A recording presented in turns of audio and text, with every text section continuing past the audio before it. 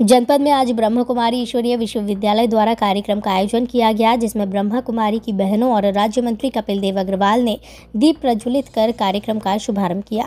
Chicago से आई ब्रह्म कुमारी ईश्वरीय विश्वविद्यालय अंजलि दीदी ने कहा कि ब्रह्म कुमारीज ने राजयोग के माध्यम से देश दुनिया के करोड़ों लोगों के जीवन को परिवर्तित किया है और आध्यात्मिकता से आत्म विकास की सीख दी है। वहीं कार्यक्रम के मुख्य अतिथियों ने अपने विचार व्यक्त करते हुए कहा कि समाज के उत्थान के लिए आध्यात्मिक सशक्तिकरण बहुत जरूरी है।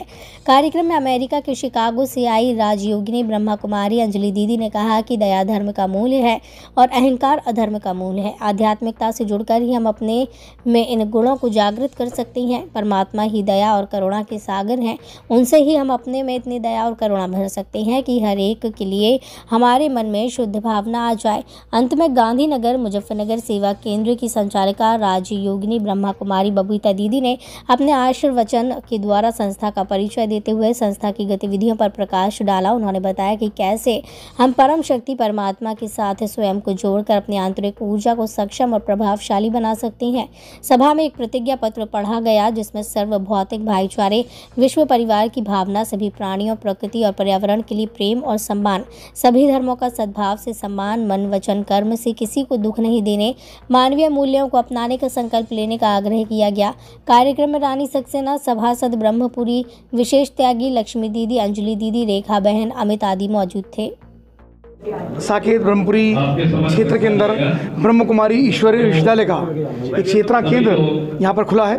निश्चित रूप से यहाँ के केंद्र से यहाँ के क्षेत्र के सब लोगों को, बहनों को, भाइयों को, आने वाली पीढ़ियों को एक सार्थक लाभ होगा। ब्रह्म कुमारी ईश्वरीय विश्वविद्यालय देश ही नहीं पूरी दुनिया के अंदर शांति का, करुणा का, सतमार्ग का और प्रभु से जोड़ने का ये संकल्प लेकर के पूरी दुनिया को प्रेरित करने का काम कर रहा है। मैं इस केंद्र के लिए सभी को बधाई देता हूँ। जी, आपका परिचय। मेरा शुभ नाम, शरीर का नाम अंजलि है और मैं इस आध्यात्मिक ज्ञान में लगभग 8 साल की उम्र से हूँ और अभी प्रेजेंटली मैं शिकागो यूएस में रहती हूँ। वहाँ पर भी इस ईश्वरीय ज्ञान के द्वारा हम अपनी सेवाएं दे रहे हैं। और आज का जैसे विषय है करुणा और दया भाव से आध्यात्मिकता के द्वारा हम कैसे अपना सशक्तिकरण करें, माना आत्मा की उन्नति करें, आत्मा में वो शक्ति जगाएं। तो यहाँ परमात्मा, परमपिता परमात्मा शिव स्वयं गीता के ज्ञान के द्वारा हम सभी को यही ज्ञान दे रहे हैं कि किस प्रकार से हम अपने जीवन में करुणा और दया भाव को फिर से जागृत करें। और जैसे जैसे ये भाव जागृत होता जाएगा, आत्मा की उन्नति होती जाएगी, तो भारत फिर से एक बार वो स्वर्णिम संसार, सोने की दुनिया बन जाएगा। इस कार्यक्रम को करने का उद्देश्य क्या है? इस कार्यक्रम को करने का उद्देश्य यही है कि जन जन में यही आवाज़ पहुँचे कि किस प्रकार से स्वयं परमपिता परमात्मा शिव जो गीता के भगवान हैं वह ये ज्ञान दे रहे हैं कि अब आत्मा को अपनी उन्नति करने का समय आ गया है और वो उन्नति ज्ञान के अध्ययन और राजयोग के अभ्यास के द्वारा ही होगी।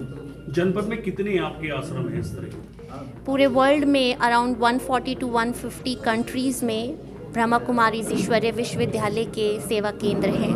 मुजफ्फरनगर में कितने हैं?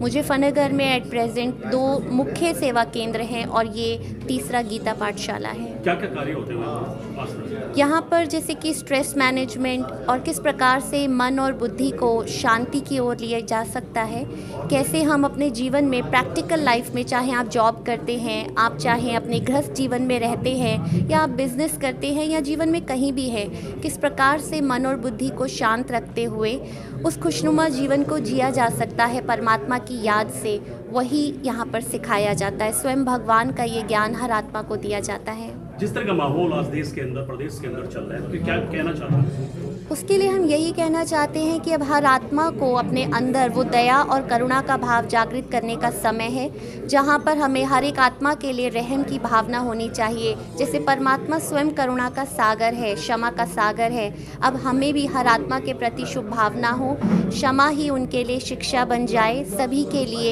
एक भाईचारा हो, एक स्नेह हो, जो भारत फिर से सोने की दुनिया बने। वीडियो को लाइक करें, शेयर करें और चैनल को सब्सक्राइब करें। खबरों के नोटिफिकेशन के लिए बेल आइकन दबाना न भूलें।